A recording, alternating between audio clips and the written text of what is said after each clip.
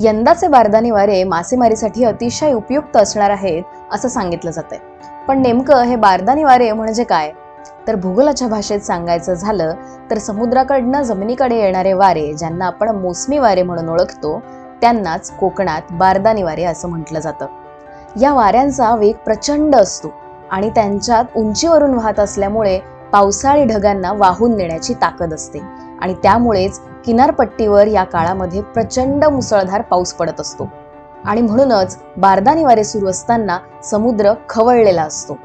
याच वेळेला समुद्राच्या किनारपट्टीची प्रचंड प्रमाणात धूप होते, कारण इथं अपवेलिंगची प्रक्रिया सुरू झालेली असते.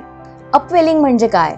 तर समुद्राच्या तळाशी असणारं दाट, थंड आणि पोषक तत्व असलेलं पाणी समुद्राच्या पृष्ठभागावरच्या अपोषक किंवा खराब झालेल्या पाण्याची जागा घेतं आणि याच सोबत पावसामुळे नदी आणि खाड्यांमधनं वाहून आलेलं शुद्ध पाणी सुद्धा समुद्राला मिळतं आणि त्यामुळेच समुद्रात त्याच्या तळाशी माशांच्या विणीच्या हंगामासाठी पोषक असं वातावरण तयार होतं आणि म्हणूनच मासेमारीसाठी यंदाचा हंगाम चांगला असणार आहे असं सांगितलं जातंय.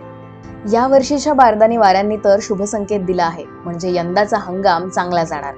पण वातावरण बदलाचा वेग पाहता आपण जर आपली प्रदूषण वाढवणारी लाईफस्टाईल वेळीच आटोक्यात आणली नाही तर निसर्गाची ही टाईमलाईन बिघडू शकते आणि येणाऱ्या काळात मच्छीमारांना त्यांच्या उत्पन्नावर आणि पर्यायाने त्यांच्या जगण्यावरतीच याचा परिणाम भोगावा लागू शकतो.